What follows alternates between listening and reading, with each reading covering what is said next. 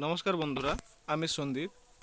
আজ আমরা contemporary Indian ফিলোসফির একটি অতীব গুরুত্বপূর্ণ বিষয় জ্যোতিবা ফুলের দর্শন সম্পর্কে আমরা পড়ব।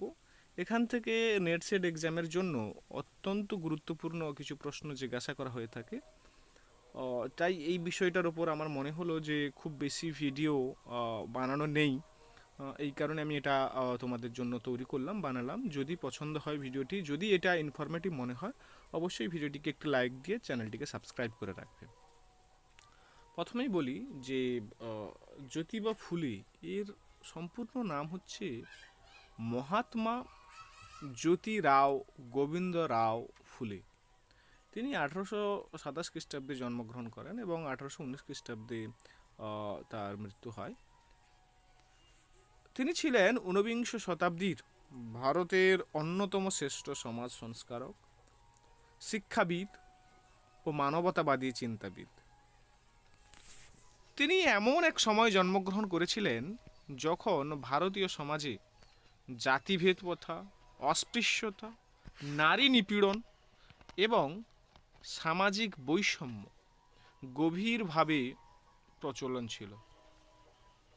ফুলে এই অন্যায় সামাজিক ব্যবস্থার বিরুদ্ধে আজীবন সংগ্রাম করেন এবং নিপীড়িত দলিত ও অবহেলিত মানুষের অধিকার প্রতিষ্ঠার জন্য কাজ করেন। তার অসামান্য অবদানের জন্য তাকে ভারতের সামাজিক বিপ্লবের জনক বলা হয়। তাহলে জ্যোতিবাবাই ফুলেকে ভারতের সামাজিক বিপ্লবের জনক বলা হয় এবং তিনি বিশেষ করে জাতিভেদ প্রথা, অস্পৃশ্যতা, নারী নিপীড়ন এবং সামাজিক বৈষম্যের ওপর তিনি কি বলা যায় আজীবন সংগ্রাম করেছেন। হ্যাঁ, দলিত এবং অবহেলিত মানুষের অধিকার প্রতিষ্ঠার জন্য তিনি কাজ করেছেন। এবার তার এই যে কি বলা যায়, এই সমস্ত কাজ করার পিছনে তার প্রেরণা বা তার চিন্তার উৎসটা কি না, জ্যোতি রাও ফুলের চিন্তাধারা বিভিন্ন মহান ব্যক্তিত্ব ও গ্রন্থ দ্বারা প্রভাবিত হয়েছিল।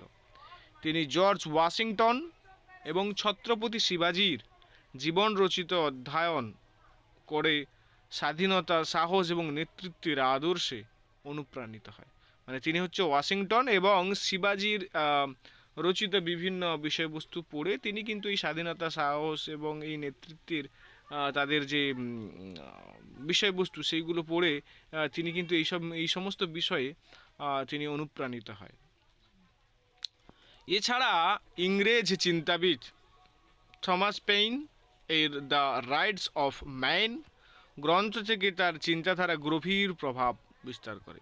এই গ্রন্থ থেকে তিনি মানবাধিকার, স্বাধীনতা এবং সামাজিক সাম্যের ধারণা গ্রহণ করেন। তিনি এমন একটি সমাজ গড়তে চেয়েছিলেন যেখানে সকল মানুষ সমান অধিকার ও মর্যাদা ভোগ করবে। তাহলে আমরা দেখছি যে জ্যোতিবাবাই ফুলে তিনি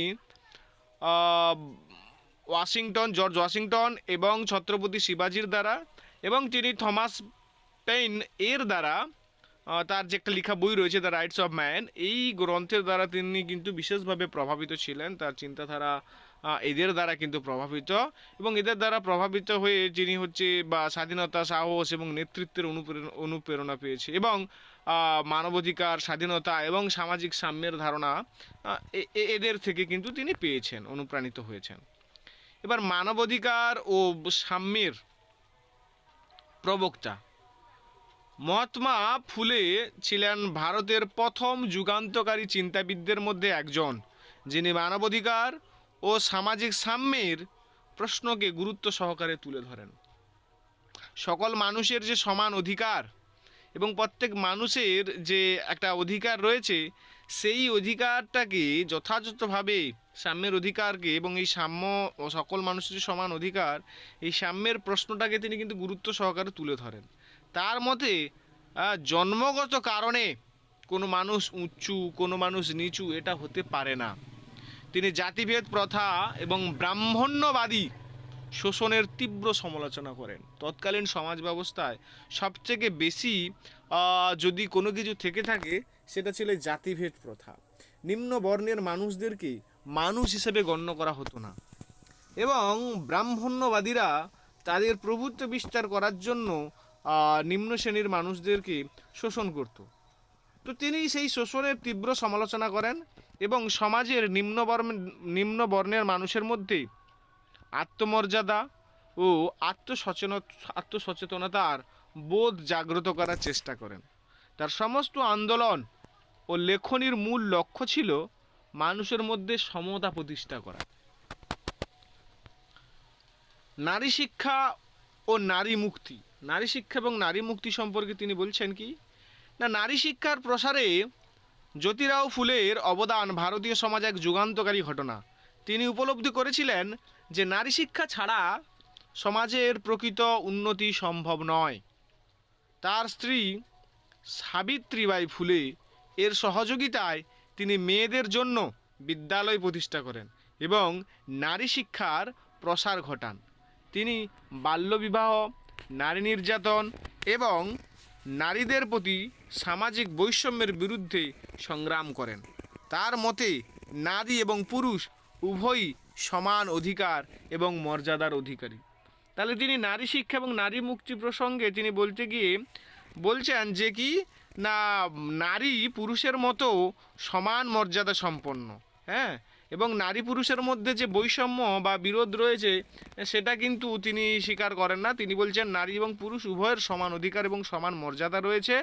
এবং তিনি তার যে স্ত্রী সাবিত্রীবাই ফুলে, তিনিও কিন্তু খুব উচ্চমানের ব্যক্তিত্ব তার, হ্যাঁ, সাবিত্রীবাই ফুলে, তিনিও কিন্তু তার মতো এই বর্ণভেদ, জাতিভেদ, এই ব্রাহ্মণ্যবাদের যে শোষণ ব্যবস্থা তার উপরে কিন্তু তিনিও তার স্বামীর সঙ্গে সহমত পোষণ করেন এবং তিনিও কিন্তু তার বিরোধিতা করেন। এবং তিনি কি করেন না, উচ্চশিক্ষায় শিক্ষিত হন এই সাবিত্রীবাই ফুলে, এবং তিনি শিক্ষিত হওয়ার পরে তিনি কিন্তু একটা বিদ্যালয়ে কি বলা যায় প্রতিষ্ঠা করেন, কে না জ্যোতিবাবাই ফুলে, এবং সেই বিদ্যালয়ে কে পাঠদান করে না ওই সাবিত্রীবাই ফুলে, তার কি বলা যায় স্ত্রী। এবং তিনি ওই মেয়েদের জন্য শিক্ষা ব্যবস্থার জন্য কিন্তু ওই স্কুলটা খোলে এবং সেই স্কুলে তার স্ত্রী সাবিত্রীবাই ফুলে পড়ানো শুরু করে, এবং সেখানে অনেক অনেক মেয়েরা কিন্তু ধীরে ধীরে ধীরে ধীরে আস্তে আস্তে সকলে শিক্ষার আলোকে আলোকিত হয়। দলিত ও কৃষক আন্দোলনের অবদান। মহাত্মা ফুলে দলিত এবং কৃষকদের মুক্তির জন্য গুরুত্বপূর্ণ ভূমিকা পালন করে। তিনি লক্ষ্য করেছিলেন যে সমাজের নিম্ন বর্ণের মানুষ ও কৃষকরা দীর্ঘদিন ধরে শোষণের শিকার, তাই তিনি তাদের অধিকার রক্ষার জন্য বিভিন্ন আন্দোলন গড়ে তোলেন এবং তাদের মধ্যে শিক্ষার আলো ছড়িয়ে দেওয়ার চেষ্টা করেন। তার প্রচেষ্টার ফলে অনেক দলিত এবং কৃষক নিজেদের অধিকার সম্পর্কে সচেতন হয়ে ওঠে এবং সামাজিক পরিবর্তনের পথে এগিয়ে আসে। যারা দলিত, যারা কৃষক, হ্যাঁ, তারা কিন্তু সবসময় উঁচু বর্ণের মানুষের দ্বারা অবহেলিত, এবং তাদেরকে সবসময় ঠকানো হতো, হ্যাঁ, তাদেরকে শোষণ করা হতো, কারণ অ্যাকচুয়াল তারা উচ্চশিক্ষায় বা তারা উপযুক্ত শিক্ষায় শিক্ষিত ছিল না। তো এই কারণে জ্যোতিবা ফুলে তিনি তাদের শিক্ষায় শিক্ষিত করার কারণে, শিক্ষার আলো তাদের মধ্যে ছড়িয়ে দেওয়ার কারণে তারা কিন্তু নিজেদের অধিকার সম্পর্কে সচেতন হয়, হ্যাঁ, এবং তাদের যখন শোষণ করা হয়, তাদের যখন অত্যাচার করা হয়, হ্যাঁ, তখন তারা কিন্তু প্রতিবাদ করে। এবার প্রতিষ্ঠিত আন্দোলনসমূহ, মানে তার সময় যেসব কী আন্দোলন, মানে কী বিষয়ে আন্দোলন করেছিল সেগুলো জানতে হবে। জ্যোতিবা বাই ফুলে বা জ্যোতিরাও ফুলে সমাজের বিভিন্ন অসঙ্গতি দূর করার জন্য একাধিক আন্দোলনের সূচনা করেন। তিনি বৈষম্য বিরোধী আন্দোলন, দলিত আন্দোলন, নারী শিক্ষা আন্দোলন, কৃষক আন্দোলন এবং অন্ধবিশ্বাস এবং কুসংস্কার বিরোধী আন্দোলনের নেতৃত্ব দেন। এই আন্দোলনগুলির মাধ্যমে তিনি সমাজে ন্যায়, সমতা এবং মানবিক মূল্যবোধ প্রতিষ্ঠার চেষ্টা করেন। তার আন্দোলনগুলি পরবর্তীকালে ভারতের সামাজিক সংস্কার আন্দোলনের ভিত্তি গঠন করে। তাহলে তিনি কোন কোন বিষয়ে আন্দোলন করেছিলেন না, বৈষম্য বিরোধী আন্দোলন, হ্যাঁ, জাতি বৈষম্য, তারপরে দলিত আন্দোলন, নারী শিক্ষা বিষয়ে আন্দোলন, কৃষক আন্দোলন, অন্ধবিশ্বাস এবং কুসংস্কারের বিরুদ্ধে আন্দোলন, এগুলো গুরুত্বপূর্ণ। এবার জ্যোতিবাবাই ফুলের দর্শনের বৈশিষ্ট্য কী না, মহাত্মা ফুলের দর্শনের অন্যতম বৈশিষ্ট্য ছিল তার বাস্তববাদিতা। তিনি কল্পনাপ্রসূত আদর্শের পরিবর্তে বাস্তব অভিজ্ঞতা, পর্যবেক্ষণ এবং যুক্তির ওপর গুরুত্ব আরোপ করেছিলেন। তার চিন্তাধারা সাধারণ মানুষের জীবনযাত্রা ও সমস্যার সঙ্গে কিন্তু গভীরভাবে সম্পর্কিত যুক্ত ছিল। তিনি সমাজের প্রকৃত অবস্থা বিশ্লেষণ করে তার সমাধানের পথ খুঁজে বের করার চেষ্টা করেছিলেন। তাই তার দর্শনকে বাস্তববাদী ও মানবমুখী দর্শন বলা হয়। ধর্ম সম্পর্কে তার কি মতবাদ? তাহলে জ্যোতিবারাও ফুলে ধর্মীয় গোঁড়ামি, কুসংস্কার, আচারবাদের বিরোধিতা করেছিলেন। তিনি মনে করতেন যে ধর্ম মানুষের কল্যাণ ও উন্নতির জন্য হওয়া উচিত, শোষণ বা বিভেদের জন্য নয়। তাহলে ধর্মটা হওয়া উচিত কার জন্য? না কল্যাণের জন্য এবং উন্নতির জন্য। ধর্ম কখনো শোষণের জন্য বা বিভেদের জন্য নয়। তিনি একেশ্বরবাদে বিশ্বাস করতেন, মানে ঈশ্বর এক, তিনি এই মতবাদে বিশ্বাস করতেন এবং ঈশ্বরকে তিনি নির্মিক নামে অভিহিত করতেন। তার মতে ঈশ্বর কেবল মানুষকে সমানভাবে সৃষ্টি করেছেন এবং তাই কোনো মানুষের প্রতি বৈষম্য করা উচিত নয়। তাহলে ঈশ্বর সকল মানুষকে সমানভাবে সৃষ্টি করেছেন, তাই মানুষের প্রতি যে বৈষম্য, উঁচু জাত নিচু জাত এইরকম বৈষম্য করা উচিত নয়। তিনি এমন একটি সার্বজনীন ধর্মের প্রচার করেন যা মানবতা, ন্যায় এবং সাম্যের উপর প্রতিষ্ঠিত। ডক্টর বি আর আম্বেদকরের মূল্যায়ন। ডক্টর বি আর আম্বেদকর মহাত্মা ফুলেকে আধুনিক ভারতের সর্বশ্রেষ্ঠ শূদ্র হিসাবে অভিহিত করেছিলেন। আম্বেদকরের মতে ফুলে নিম্নবর্ণের হিন্দুদের তাদের সামাজিক দাসত্ব সম্পর্কে সচেতন করেছিলেন এবং সামাজিক গণতন্ত্রের গুরুত্ব তুলে ধরেছিলেন। আম্বেদকর তার ন্যায়, সাম্য, স্বাধীনতা ও ভ্রাতৃত্বের আদর্শের দ্বারা গভীরভাবে প্রভাবিত হন এবং পরবর্তীকালে ভারতীয় সংবিধান রচনায় এই মূল্যবোধগুলিকে গুরুত্ব দেন।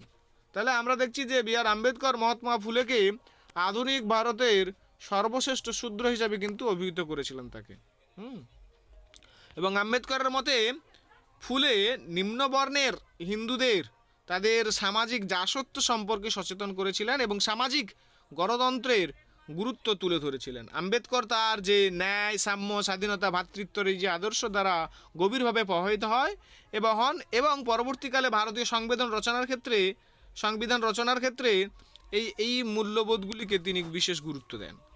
আচ্ছা, মহাত্মা ফুলের প্রধান দর্শনটা কি সেটা জানতে হবে। মহাত্মা ফুলের দর্শন মূলত 5টি প্রধান ক্ষেত্রকে কেন্দ্র করে গড়ে উঠেছিল। একটা নারীবাদ ও নারী ক্ষমতায়ন। তাহলে নারীবাদ বলতে নারীদের কেন্দ্র করে যে মতবাদ সেটা নারীবাদ, যেখানে নারীর অধিকার, নারীদের সম্মান, নারীদের শিক্ষা, নারীদের ক্ষমতায়ন, এই বিষয়বস্তুগুলো নিয়ে আলোচনা করা হয়। আর তারপরে শিক্ষা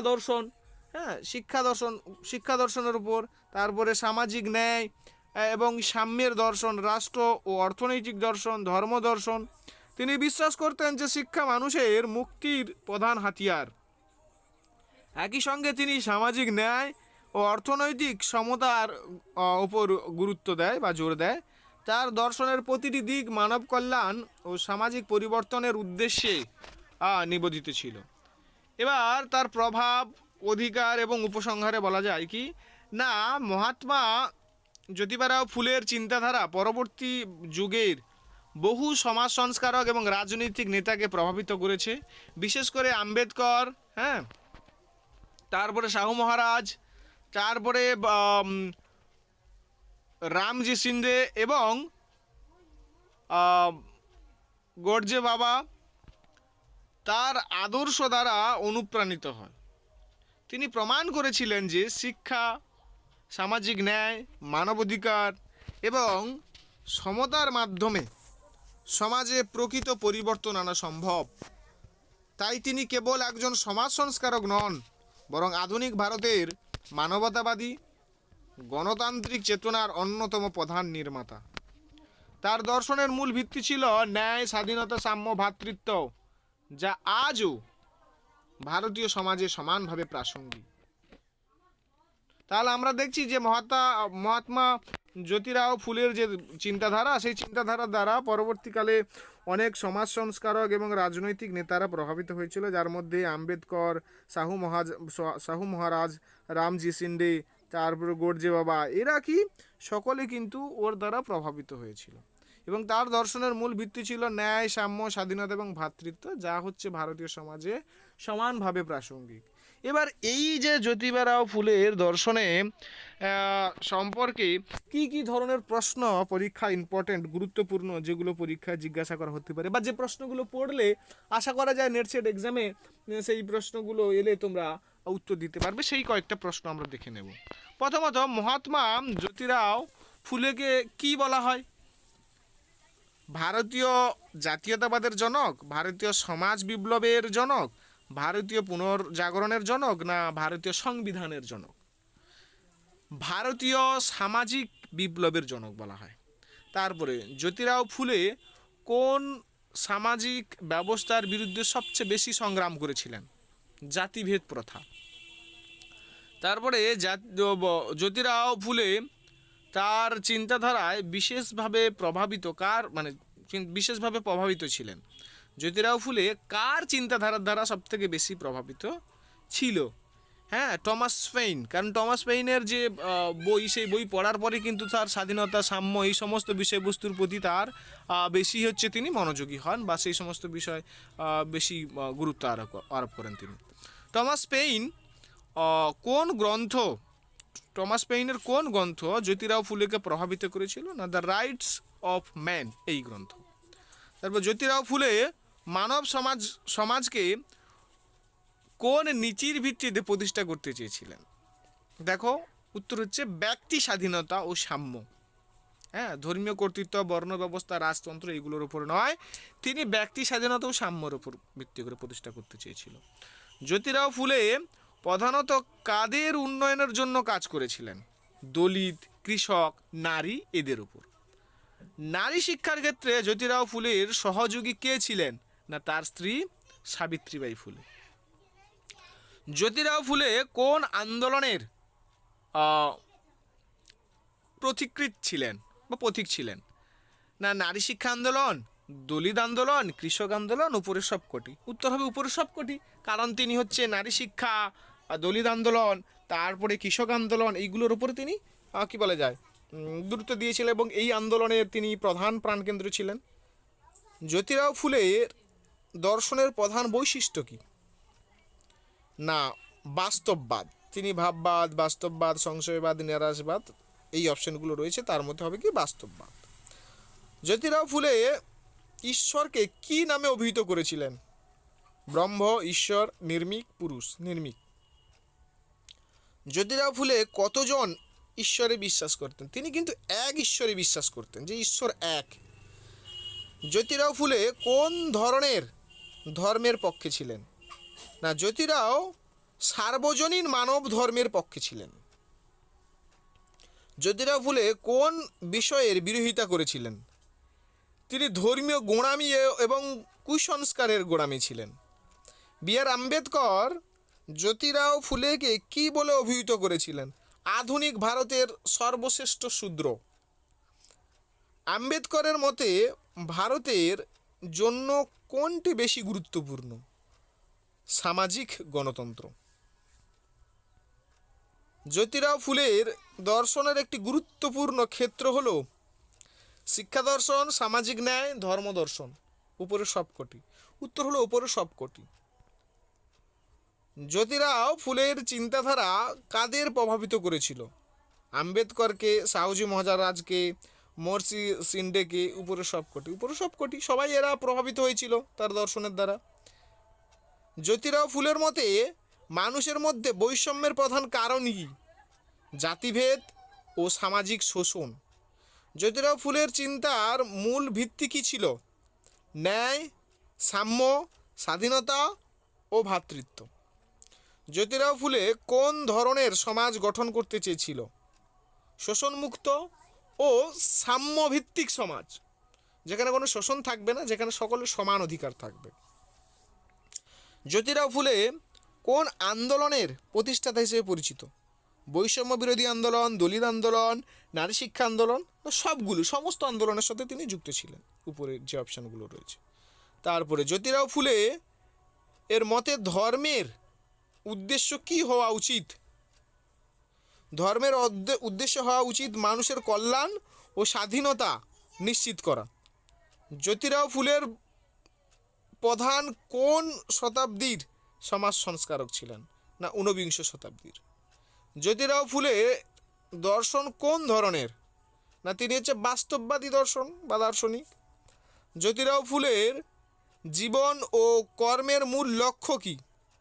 জীবন এবং কর্মের মূল লক্ষ্য হলো সামাজিক ন্যায় ও মানব মুক্তি। তাহলে এই জ্যোতিবারাও ফুলের সম্পর্কে আমি যে টেক্সটগুলো বললাম সেইগুলো খুব গুরুত্বপূর্ণ, এবং তার ভিত্তিতে কী ধরনের প্রশ্ন হতে পারে, কী ধরনের প্রশ্নগুলো তোমাদের পড়তে হবে সেটাও বললাম। যদি এই ভিডিওটি তোমাদের বিন্দুমাত্র উপকৃত হয় তাহলে অবশ্যই চ্যানেলটিকে সাবস্ক্রাইব করে পাশে থাকবে। ধন্যবাদ।